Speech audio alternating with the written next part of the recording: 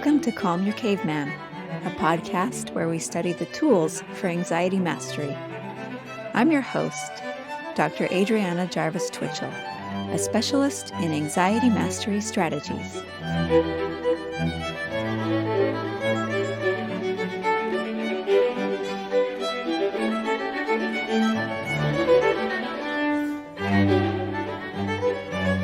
Hi, everybody, and welcome to Calm Your Caveman.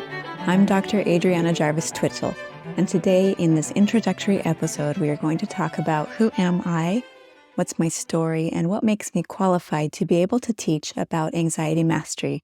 We're going to talk about the three main things that qualify me to be able to do that. Well, first, and maybe most importantly, I'm someone who's dealt with anxiety my entire life. From the time that I was little, even though I didn't always recognize that I had anxiety, it was just part of who I was. It was part of the way that I saw the world, and so I didn't always realize that that was going on. But from the time that I was little, it was a big part of my experience. I had many years as a child where I suffered from anxiety-related insomnia. My anxious brain at night would be worried about people breaking in, coming in through my window, even though we lived in a very safe area. I was anxious about fires breaking out in my house at night, about mysterious magical evil powers that might harm me, about snakes under my bed. And anxiety in various forms accompanied me through my teenage years and into my adulthood. And I would say that as an adult, I felt anxious pretty much most of the time. It was difficult for me to relax and enjoy much of anything. My brain was always fixating on one problem or another. And if that problem was resolved, my brain would immediately go to the next problem, go looking for the next problem to be worried about. So I wasn't able often to enjoy any resolution or sense of enjoyment or peace. This was the case, including on vacation. Vacations were very hard for me. Other members of my family would be enjoying the beautiful place that we were in, and I just simply couldn't. My brain was anxious about this or that thing that it considered threatening, and I just didn't feel like I could relax and get into the moment and feel safe enough to enjoy life. It was a difficult and kind of torturous way to live. So that's my first qualification, that I know what it's like to have anxiety. The second and third qualifications kind of go in tandem because they happen together. The second is that I had a 3-year chronic illness, which forced me to become more aware of my anxiety and learn how to manage it so that I could heal and also so that I could manage my symptoms. And the third qualification is that I did a doctoral degree on anxiety management. As I mentioned, these things kind of happened together. I started my doctoral degree a little before I got ill, but for 3 of the 4.5 years that I was working on my doctorate, I was extremely sick. So in early 2020, at the beginning of the pandemic, I got very sick with COVID. And I am one of a subset of people who did not recover quickly from COVID, but ended up with what they call long COVID now. It was a completely new disease, and so doctors simply didn't know what to do about it.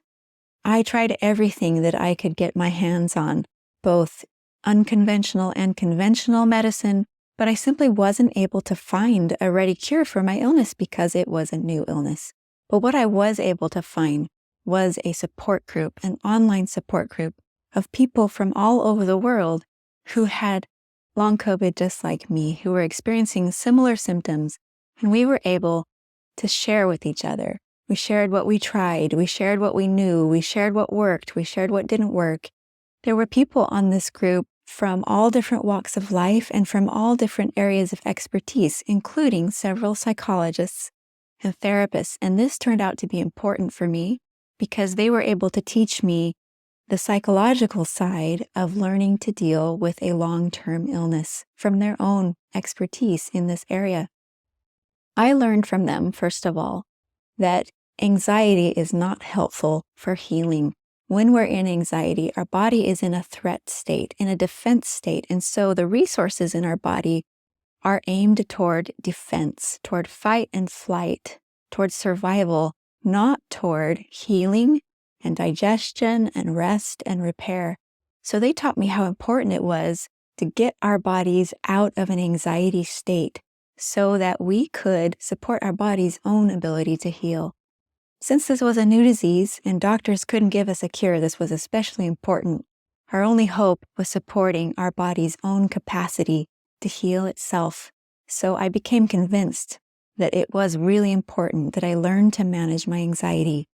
These therapists put me in touch with several resources and exercises that helped me to understand how to become more aware of my anxiety, first of all, which is always the first step in anxiety management.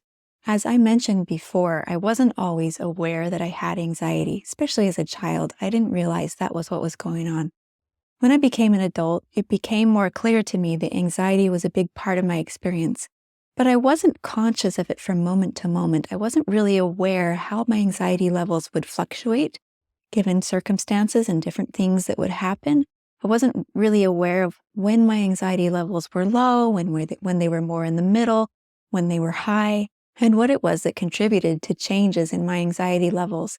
So these exercises really helped me to become more aware of my anxiety on a moment-to-moment basis. In addition, people in my group taught me about many different anxiety management strategies. Some of these included breathing protocols, exercises to stimulate the vestibular system, the balance system, cold water therapy, gratitude journals, and I found that when I did these exercises, my anxiety levels were reduced. And a very interesting consequence of this was that when my anxiety levels were lower, my symptoms, my physical symptoms from my illness, were more manageable. I began to notice that when my anxiety levels were high, my symptoms were unbearable. When my anxiety levels were kept down low, my symptoms were a lot more manageable, were a lot more bearable. And so anxiety management, because of my illness, became a lifeline. It became a survival mechanism. It wasn't just about healing. Of course, healing was my ultimate goal.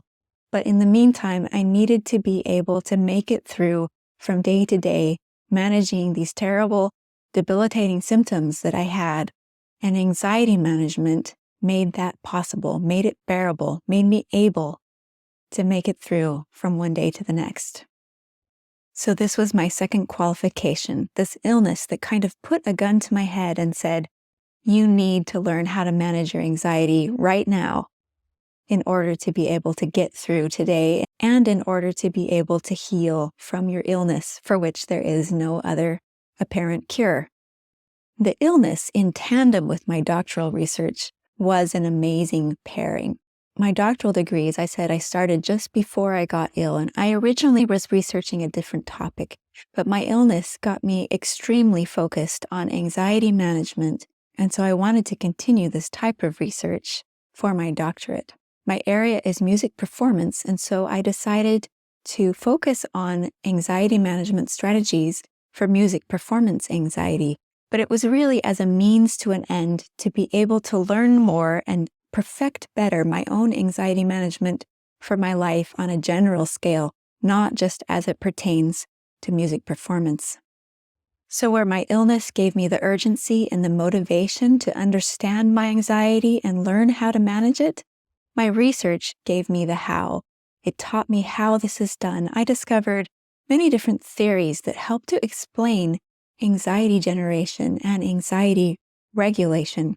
One of the theories that helped me initially, one that I studied toward the beginning, was called the polyvagal theory.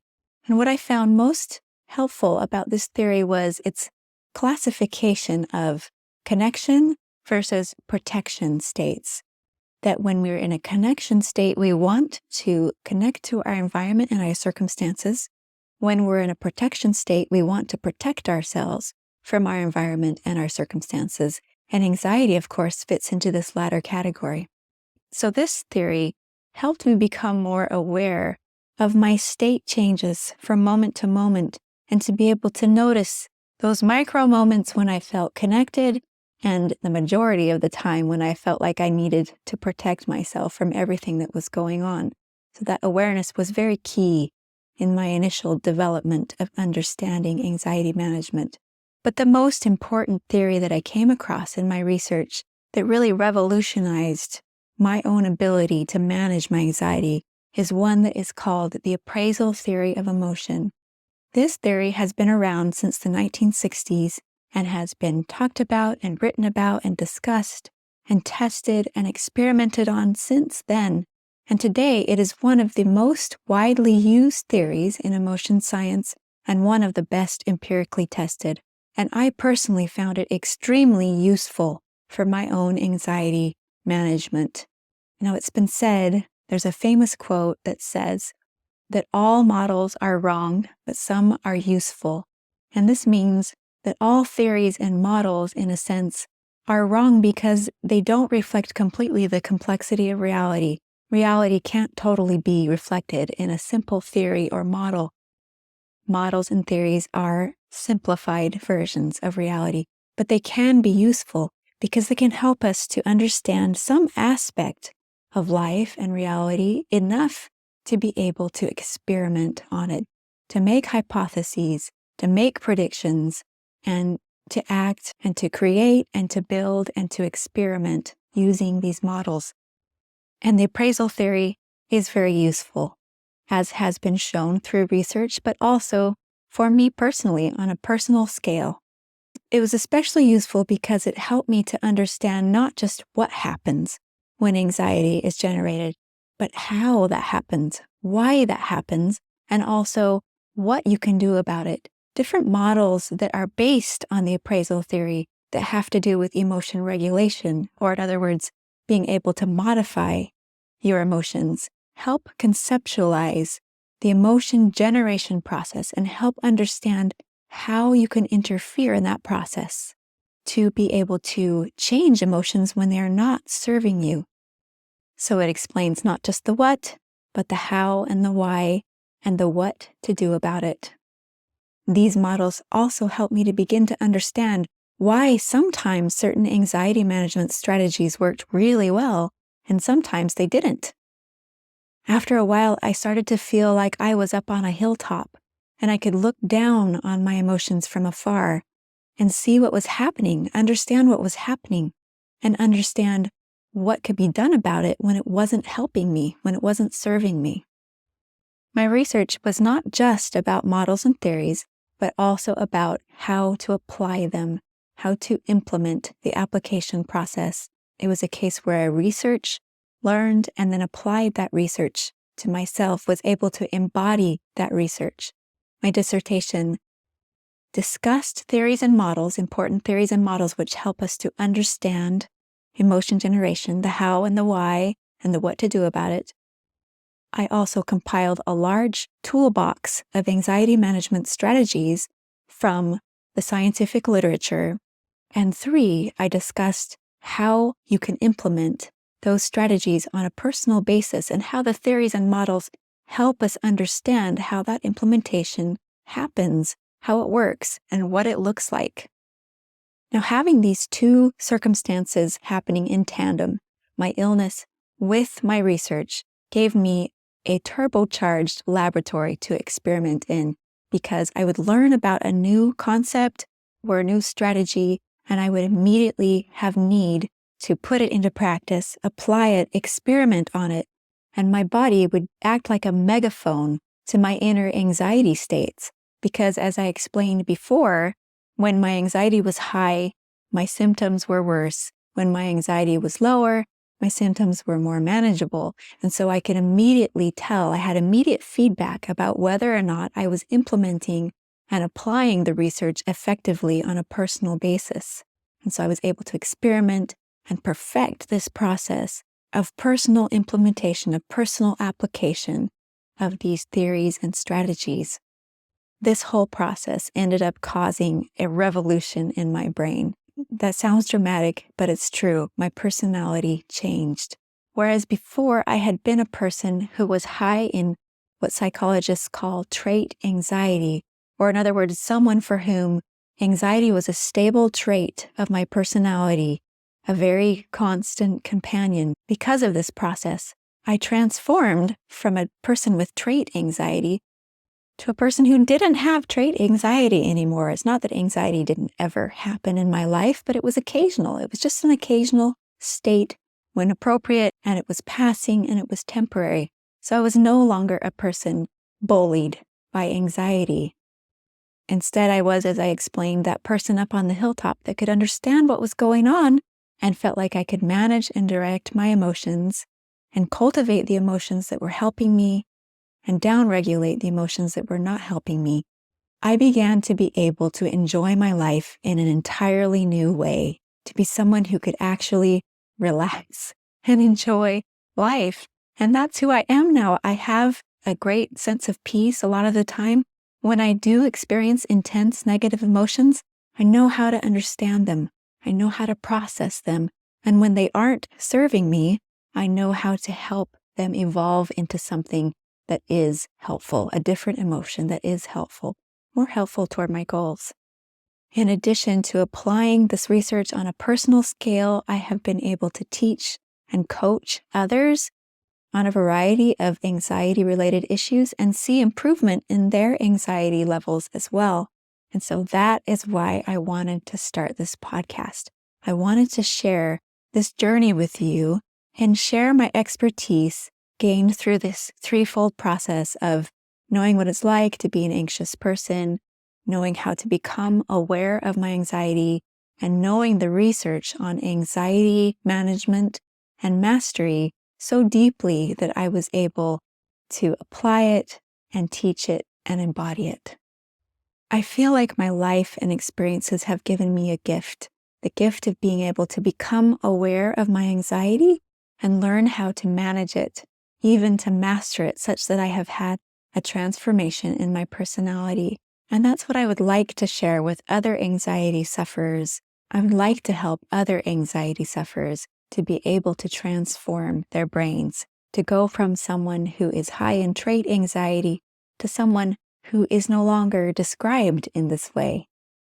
I'd like to explain these theories and models to you, to teach you my large toolbox of strategies, and teach you how to implement these strategies, teach you how the theories and models help us know how and when to implement the tools that are out there.